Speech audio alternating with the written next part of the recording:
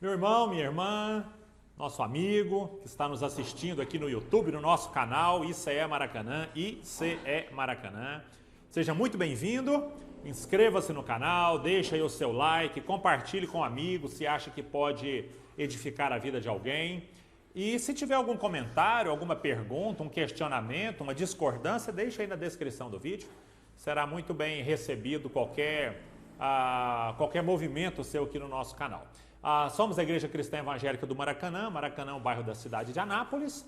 Os nossos principais cultos sempre aos domingos às 19 horas. E você sempre será bem-vindo aqui. Estando em Anápolis, seja bem-vindo.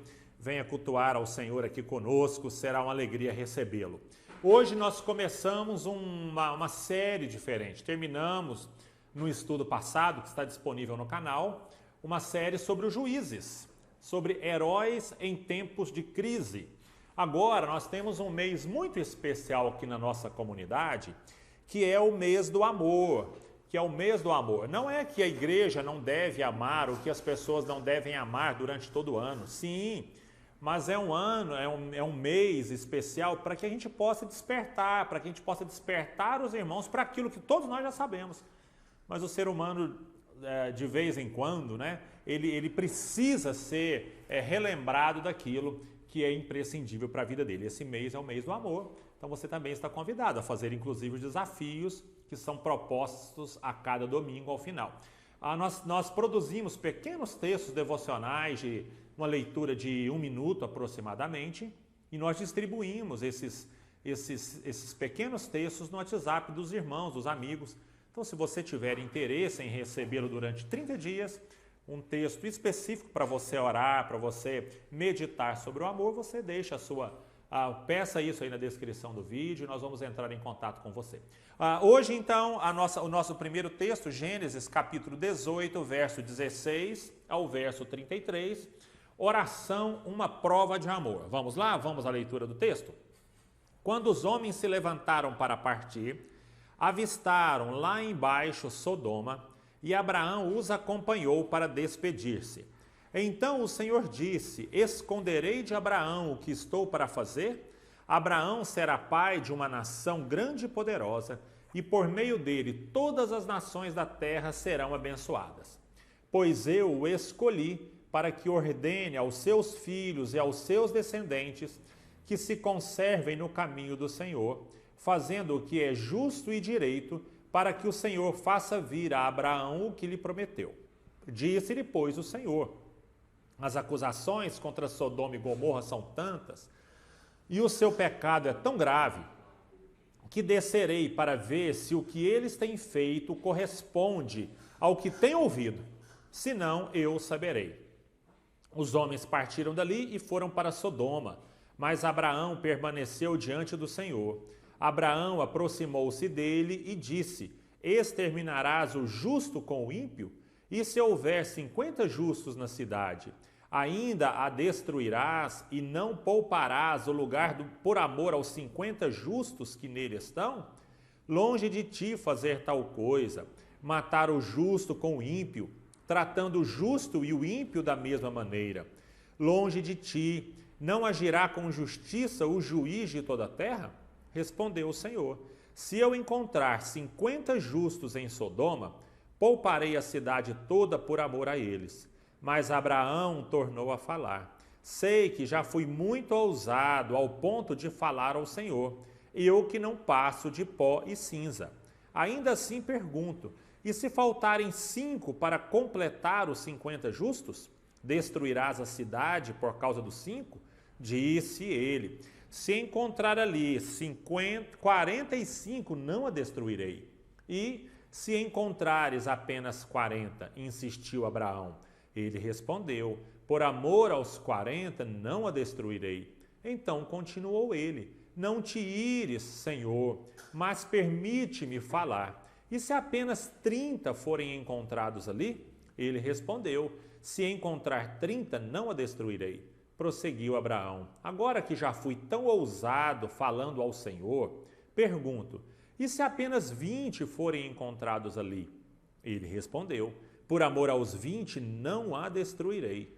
Então Abraão disse ainda: não te ires, Senhor, mas permite-me falar só mais uma vez. E se apenas 10 forem encontrados? Ele respondeu, por amor aos 10, não a destruirei. Tendo acabado de falar com Abraão, o Senhor partiu e Abraão voltou para casa. Até aí a leitura do nosso texto, um texto de uma narrativa muito bonita, muito profunda sobre a oração de Abraão, a famosa oração de Abraão.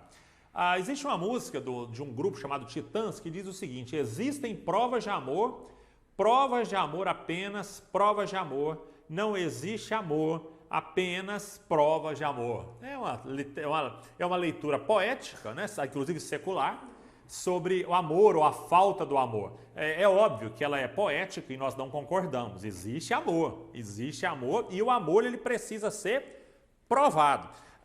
Não é que ele precise ser provado, mas quando o amor ele é provado, ele é comprovado, ele traz uma força muito maior, tanto para aquela pessoa que recebe esse amor, quanto para a pessoa que oferece o amor.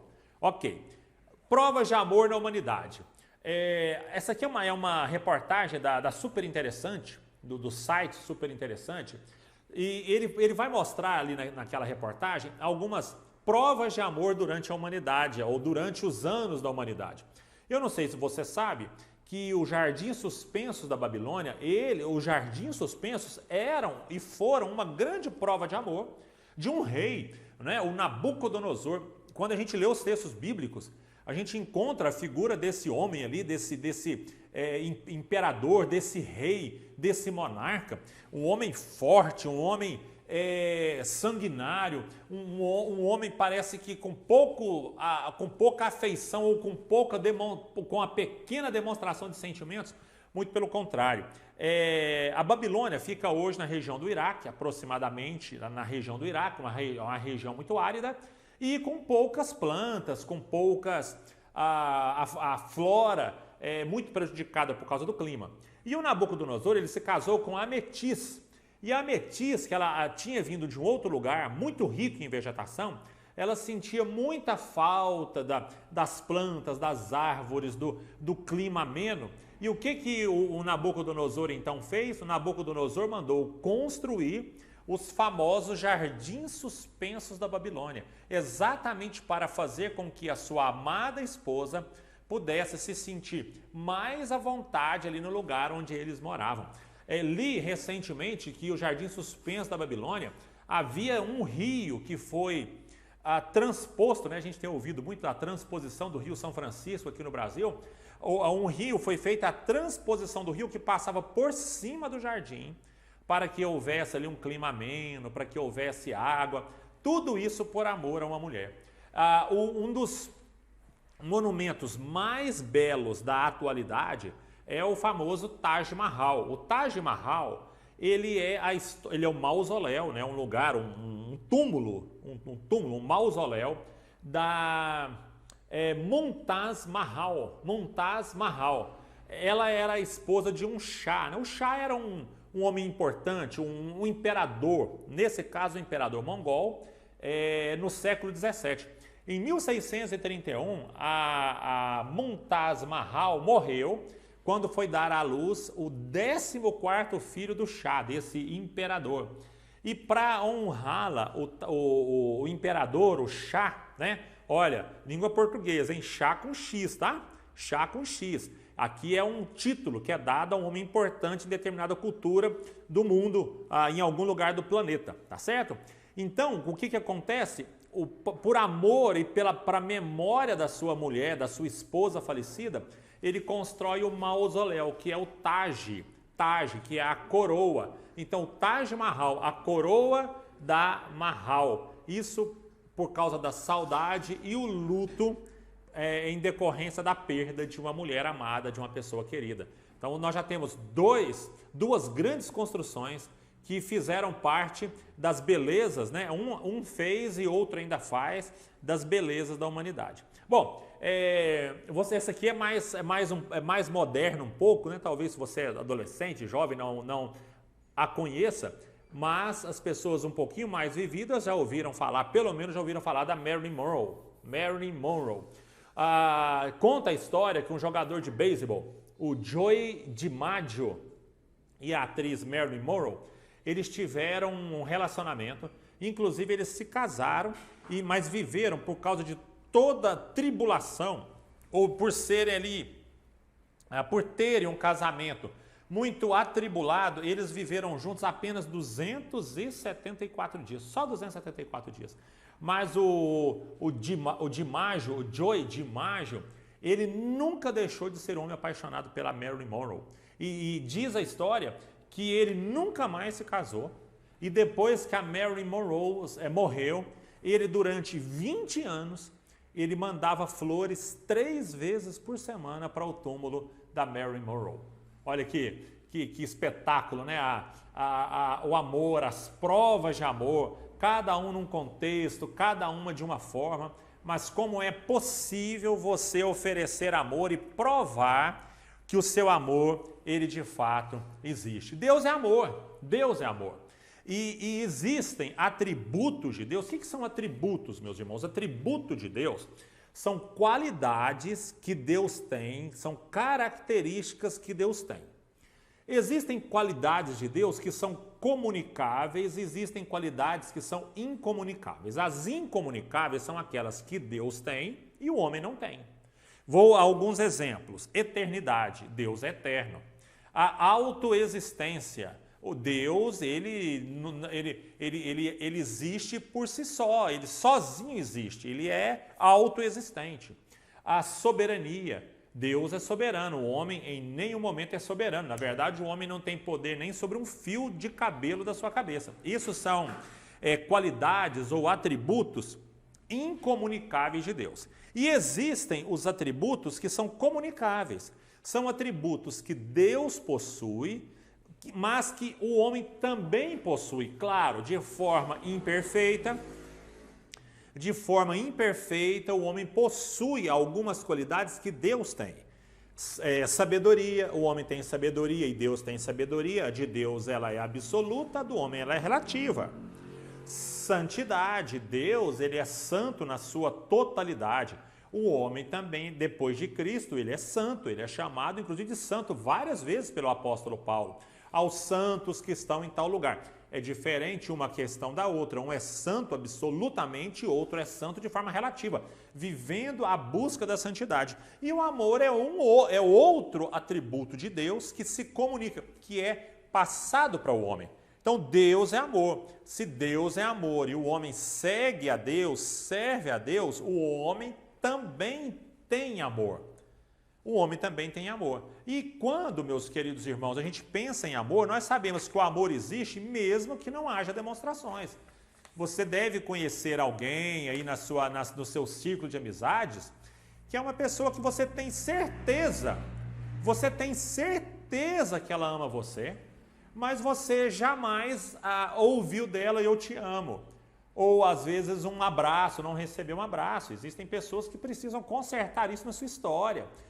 Pela forma que foram criadas, por algum trauma, por algum medo. Mas há pessoas assim, não estão certas, precisam resolver isso de alguma forma, mas você conhece a pessoa e diz, olha, eu nunca tive dúvida que a minha mãe me amava, mas minha mãe nunca me disse que me ama, eu nunca tive dúvida que o meu pai me amou muito, mas o meu pai nunca me deu um abraço, ele era rígido, mas me amava, meu pai morreria por mim. Então existe amor sem demonstração, existe amor sem demonstração. Tá certo? Mas é muito maior e muito mais importante quando esse amor ele vem acompanhado de atitudes práticas. E também existem atitudes práticas que parecem amor e não são amor. Também tem o outro lado da moeda. Obviamente, meus irmãos, eu estou trabalhando com vocês, eu amo e eu, de alguma forma, pratico de forma prática, de forma visível, de forma quase que palpável o amor. O texto nosso, da nossa campanha, né, dos nossos 30 dias de oração, quando a gente chama de campanha, apenas um nome para determinar um mês em que o nosso foco é refletir sobre amor, é incentivar o amor entre os irmãos e dos irmãos para outras pessoas. O apóstolo Paulo, aqui na carta dele aos Filipenses, ele vai dizer, olha, esta é a minha oração, que o amor de vocês aumente cada dia mais. É possível orar para que o amor aumente e é possível orar para que, tendo a oração como uma grande prova de amor. E é exatamente essa a ideia.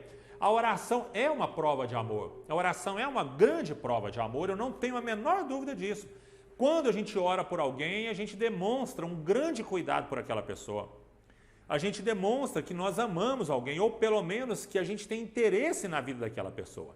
Quando eu percebo aqui essa oração de Abraão, nós vamos entender nessa oração tão impactante, existem aqui algumas características que são muito marcantes dessa oração, uma oração repleta de amor, uma oração repleta de amor. E eu quero conversar com você, meu querido irmão, amigo, alguém que está nos conhecendo hoje, sobre a oração de Abraão. Quais são essas características dessa oração?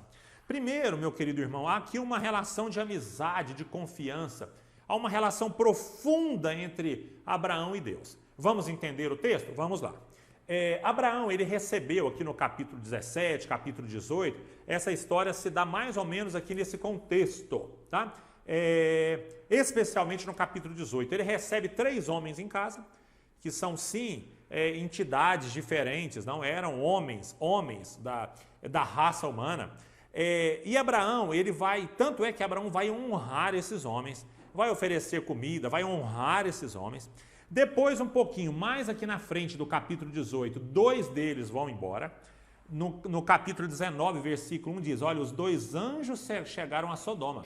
Pode ser, embora aqui haja alguma discussão, pode ser que esses anjos aqui do capítulo 19 sejam os homens que estavam com Abraão, porque eram 3, 2 vão para Sodoma e 1 fica conversando com Abraão. Deus fica conversando com Abraão, o anjo do Senhor.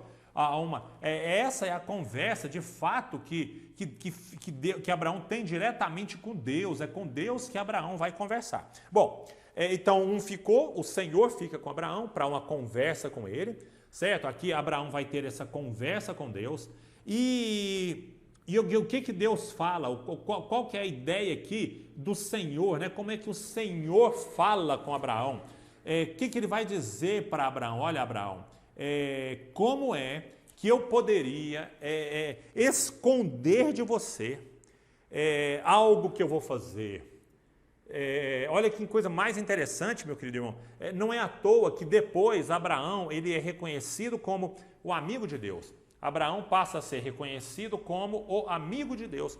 Você vai perceber aqui que havia uma intimidade muito grande com ele, com Abraão. Deus diz o seguinte, o Senhor diz o seguinte, como é que eu posso esconder alguma coisa de Abraão? Se eu vou dar a Abraão uma das maiores responsabilidades da história da humanidade, que é conduzir uma família até que essa família se torne povo, e esse povo lá na frente seja o canal da bênção de Deus no nascimento de Jesus Cristo. Como é que eu posso me esconder de Abraão? Algo que eu pretendo fazer por Sodoma e Gomorra. Como é que eu posso esconder dele isso? Então ele vai ter uma conversa com Abraão. A oração, irmãos, ela é um ato de grande intimidade com Deus. Você percebe nesse texto, depois, até aí no versículo 33, como é que Abraão vai se relacionando com Deus, quanta intimidade, pedidos minuciosos, pedidos que nós somos capazes ou seríamos capazes de fazer apenas para um amigo íntimo. E Abraão trata Deus, trata o Senhor. Aqui eu volto um pouquinho, tem toda essa discussão sobre esses homens, sobre esse anjo. Mas aqui, fazendo um recorte apenas do capítulo 18, a partir do 16, o texto é claro, dizendo que a conversa de Abraão é com Deus, é o Senhor que está conversando aqui com Abraão. E você tem uma intimidade muito grande, a forma com que Deus fala com Abraão e a forma como Abraão fala com Deus. Ele vai dizendo para Deus, olha, cuidado de novo, daqui a pouco nós vamos estudar essa parte do texto, mas é uma forma muito ambiciosa às vezes, humildemente ambiciosa, tá? Se é possível, humildemente ambiciosa, porque nós vamos ver todo o cuidado, todo o respeito que Abraão tem para com Deus. É um momento de grande intimidade. O Gilberto Gil, numa canção dele, eu gosto muito dessa canção do Gilberto Gil. O Gilberto Gil não é um cristão, não sei se ele é um cristão, qual que é o relacionamento dele com Deus, mas ele define muito bem a oração quando ele diz assim: se quiser falar com Deus, tenho que ficar a sós, tenho que apagar a luz, tenho que calar a voz. Olha que interessante, é a ideia da intimidade, ficar sozinho, ficar no escuro, né, no sentido da penumbra, de se esquecer das luzes lá de fora, ficar sozinho, ficar em silêncio. Dizem que certo dia perguntaram para a Madre Teresa de Calcutá: Madre Teresa de Calcutá, na sua oração, nas suas orações, você que é uma mulher muito piedosa, que abriu mão de tanta coisa para cuidar daquele que é mais pobre, daquele que é doente, o que você fala para Deus? Não, eu não falo nada, eu só escuto. E aí diz que perguntaram de forma muito repentina, né? Então se você não fala nada, você só escuta? E Deus, o que ele fala? Não, Deus também não me fala nada, ele só me escuta. Gente, é claro que ela está usando aqui de figura de linguagem, ela está usando aqui de uma linguagem que não é uma linguagem literal, mas é a ideia do silêncio e da união entre os dois, sabe? Aquela história de marido e mulher que não precisam falar e você sabe que aquela pessoa não está bem. É um filho, olha, o meu filho hoje não está bem, ele não me disse nada, mas eu tenho certeza que alguma coisa aconteceu. Essa ideia da intimidade, da proximidade, essa ideia do amor.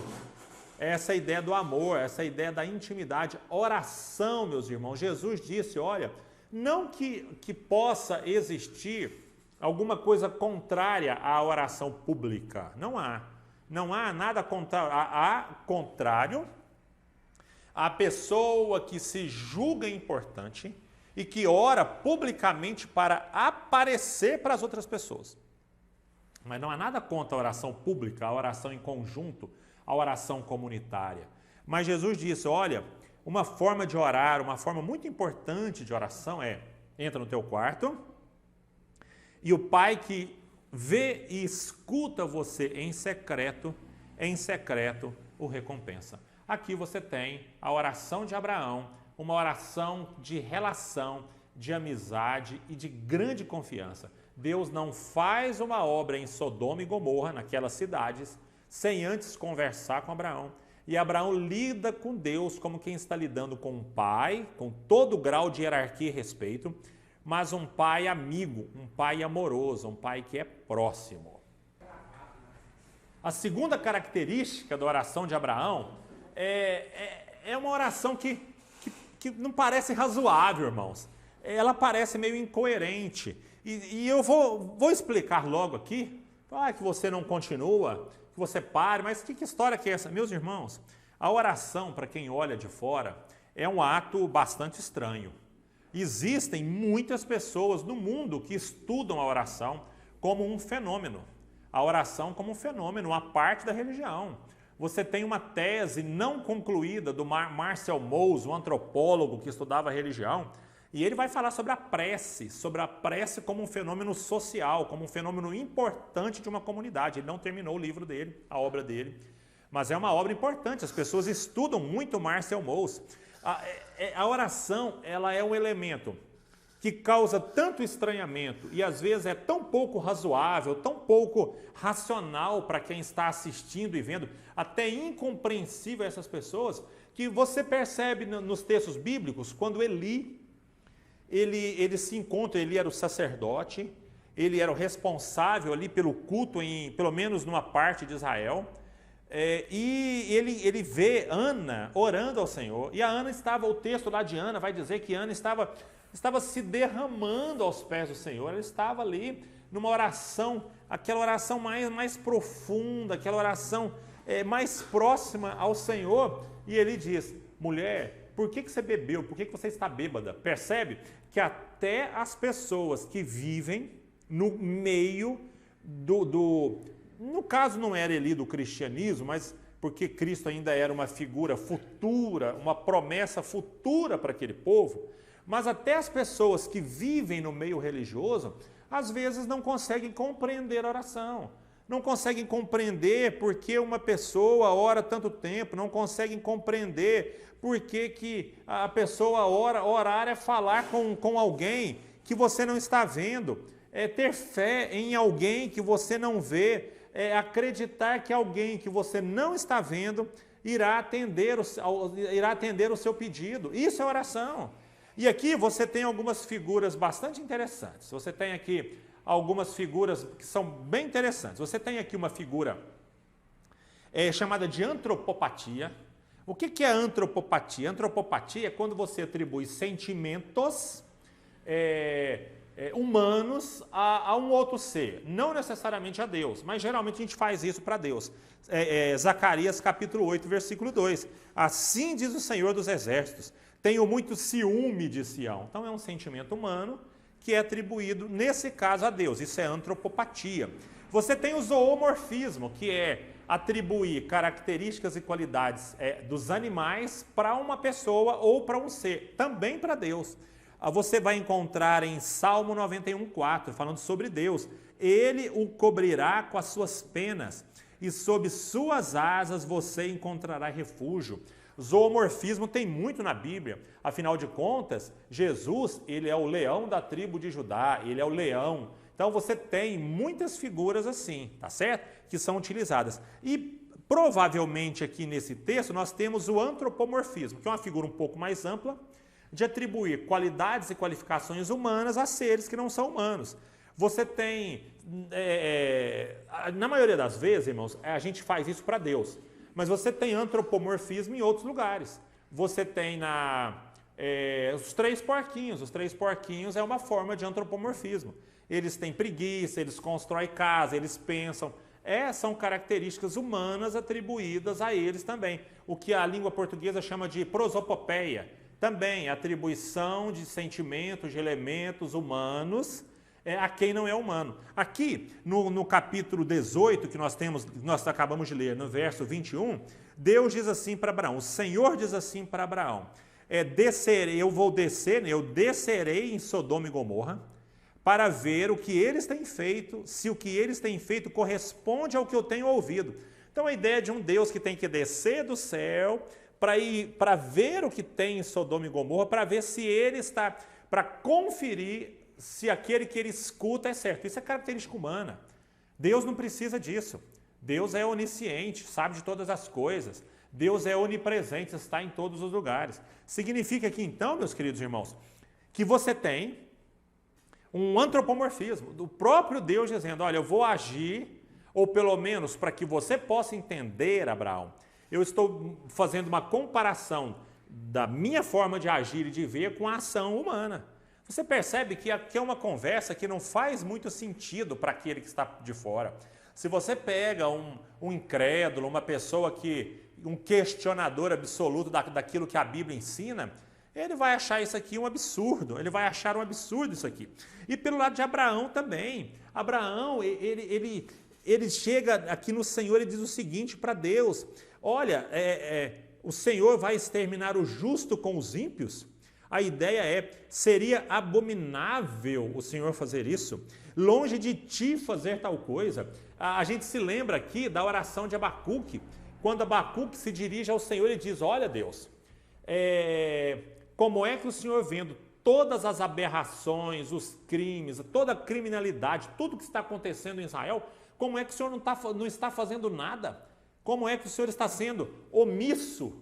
Né? Acho que talvez eu esteja até ampliando o sentido, mas a oração de Abacuque é essa. Olha, Senhor, o Senhor vê e não faz nada. Deus responde para Abacuque, eu vejo sim, tanto vejo que o castigo está batendo à porta da sua nação. Essa oração que aos olhos humanos ela parece incoerente. Como é que Deus conversa assim com Abraão? O salmista diz que Deus, ele se abaixa, ele se inclina até mim quando eu clamo por socorro. É um Deus que vai falar comigo na língua na língua que eu entendo. É um Deus que vai usar expressões que deixa inclusive a Bíblia como uma forma de falar comigo na língua que eu posso entender. na língua que é compreensível para mim. Eu falo com Deus na perspectiva de um pai, na hierarquia de um pai, na humildade de um filho, mas eu tenho toda essa liberdade para conversar com Deus, porque afinal de contas Ele é meu pai. Então eu tenho toda essa liberdade para falar com o Senhor, para conversar com o Senhor. A oração, para quem olha de fora, meus irmãos, ela é incompreensível, ela é pouco razoável, ela é pouco coerente. Como é que eu posso orar por quem me persegue?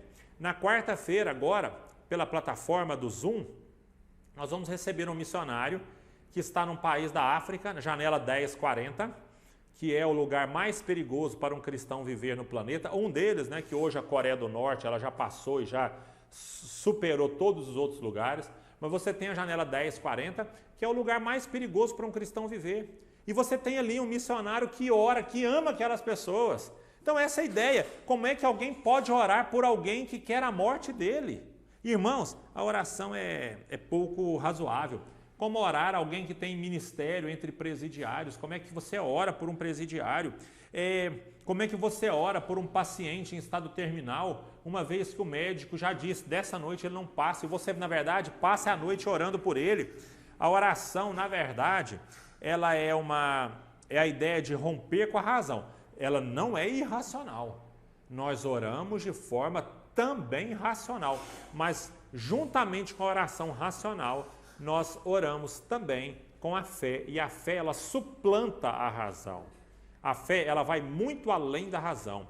Aqui é uma oração, às vezes pouco razoável para aqueles que não têm intimidade com Deus. Você e eu, nós sabemos claramente que faz todo sentido o meu relacionamento com o Senhor, orar, afinal de contas, quantos milagres nós já conhecemos, quantos milagres nós vimos, quantas transformações de pessoas que eram irrecuperáveis nós já assistimos e vimos.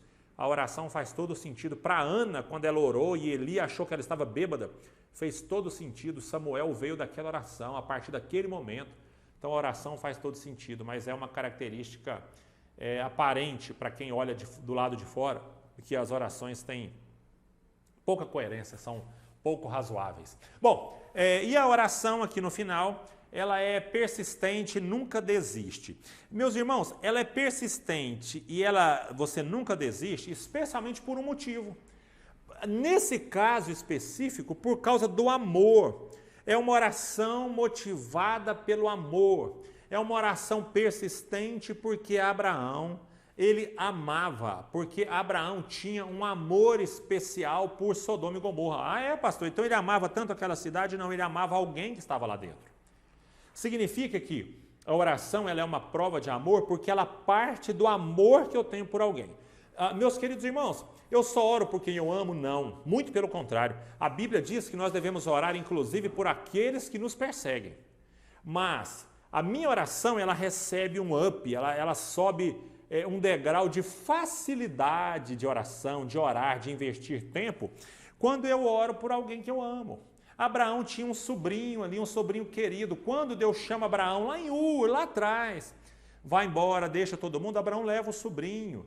Inclusive depois houve desavença entre os funcionários de Abraão e os funcionários de Ló. Mas tudo indica ser esse sobrinho um sobrinho querido. No meio do caminho, Abraão ele ajuda o Ló. Abraão cuida de Ló. Abraão ajuda na salvação aqui física de Ló. Aqui Abraão está orando pelo sobrinho querido. Abraão não tinha filhos, irmãos. Pode até ser que ele via nesse Ló um filho. Os filhos virão depois. Aliás, você já tem aqui no capítulo 18, Deus prometendo esse filho. No capítulo 16, o Ismael nascendo, certo? Mas o filho da promessa, o filho mesmo, ele vem depois, lá no capítulo 21. Pode ser que Ló seja esse filho querido que Abraão tinha, que Abraão queria, talvez colocava nele o amor de um filho. Você tem Abraão aqui orando por uma cidade, mas ele ora de forma muito mais especial, de forma muito mais persistente, porque ele amava. Porque ele amava de forma muito intensa esse rapaz, esse menino chamado Ló, e por isso ele ora. Abraão chega e diz, olha Deus, só vai matar todo mundo? E se existirem ali 50 homens que são retos? Olha, Deus, eu estou sendo ousado demais, mas se existirem 40, ô Senhor, eu estou indo além do meu limite, mas se forem 30, Senhor, não fique nervoso, mas se forem 20, Senhor, e se forem apenas 10, na verdade aqui, além de toda a preocupação ética de Abraão, existia ali um menino, um rapaz, um homem, né? Não um rapaz, nem um menino, mas um homem, que era do coração de Abraão. Coração de Abraão. Irmãos, há aqui o respeito pleno da hierarquia. Abraão diz, olha, Senhor, eu sou pó e cinza. Pó e cinza. Aqui, irmãos, parece-nos uma outra figura de linguagem, uma figura sonora. Porque a palavrinha pó e cinza, de acordo com o comentário em que fiz a pesquisa, diz que essas duas palavras no hebraico têm um som muito parecido. Então, pode ser aqui que o autor esteja fazendo um efeito de sonoridade, que na língua portuguesa chamamos de paronomásia, que o peão brincou com... o peão brincou com o peão. Isso, agora sim, essa palavra é perigosa, né? O peão brincou com o peão. Então, são palavras parecidas, sons parecidos. O pó e cinza são palavras parecidas no hebraico. Você tem aqui essa palavra, ou seja, Abraão, ele respeita, ele se reconhece como pó e cinza, ele sabe da hierarquia, ele reconhece a autoridade, ele não está com palavra aqui em confissão positiva, dando ordem para Deus, dizendo o que Deus tem que fazer. Aqui não tem nada disso, aqui tem um homem humilde, se humilhando diante de Deus, mas orando incessantemente, porque havia alguém ali naquele lugar que ele amava tanto. Irmãos, quer orar por amor? Quer orar por missões de forma muito mais amorosa e muito mais plena e até apaixonada? Envolva-se como missionário. Ligue para ele, mande mensagem, pergunte, envolva-se com a vida dele, você vai ver que a sua oração será diferente. Por que nós oramos de forma tão apaixonada pelos filhos? Porque nós amamos os nossos filhos. Então, a terceira marca aqui dessa oração é uma oração persistente, nunca desiste, especialmente porque ela existia amor nessa oração. Queridos, existem muitas formas de expressar amor. As 5 linguagens do amor, que é um livro muito famoso, ele diz, olha, palavras, serviço, presentes, abraços e beijos, tempo dedicado. São formas. Eu acrescento uma forma, ou talvez entre tantas outras que existem, oração. Ore por alguém como prova de amor. Querido irmão, o desafio dessa semana, você vai identificar uma pessoa que por algum motivo você tem pouca afinidade ou tem até algum tipo de ressentimento. Então você tem pouca afinidade ou algum tipo de ressentimento e você vai orar por ela essa semana, tá certo? E você vai pedir que Deus derrame amor por ela. Esse é o seu pedido, esse é o desafio da semana. E nós vamos orar agora, encerrando esse momento de reflexão na palavra do Senhor. Deus amado, obrigado por esse dia, por essa palavra, que a gente esteja cada dia mais motivado na oração. E entre as nossas orações, eu devo orar por mais amor e a oração também como uma demonstração de amor por alguém. Deus amado, mantenha-nos firmes com o Senhor. Mantenha a nossa vida de oração dedicada ao Senhor. Que nós continuemos orando respeitosamente, humildemente, mas reconhecendo que o Senhor é um Deus, dono de todas as coisas, e que o Senhor, meu Pai, é capaz de tudo. Por mais incoerente que a oração possa parecer, no sentido de ser quase inacreditável, mas que nós possamos continuar firmes na nossa oração, acreditando que o Senhor é dono de todas as coisas. Deus amado, essa é a nossa oração, orando por todos os que escutam, assistem a esse sermão, a esse estudo, a essa reflexão. Entre definitivamente na casa dessas pessoas, a fim de que elas vivam com o Senhor, e se há algum pedido que elas estão fazendo agora, que o Senhor possa recebê-los em tuas mãos. Essa é a nossa oração, no nome de Jesus Cristo. Amém. E que o amor de Deus, a graça do nosso Senhor e Salvador Jesus Cristo, o consolo, a comunhão e o conforto do Espírito Santo possam estar com cada um de nós aqui neste lugar, com todos os nossos irmãos em todos os lugares da terra, que seja hoje, amanhã e até a volta bendita e gloriosa do Senhor Jesus. Amém, amém, amém.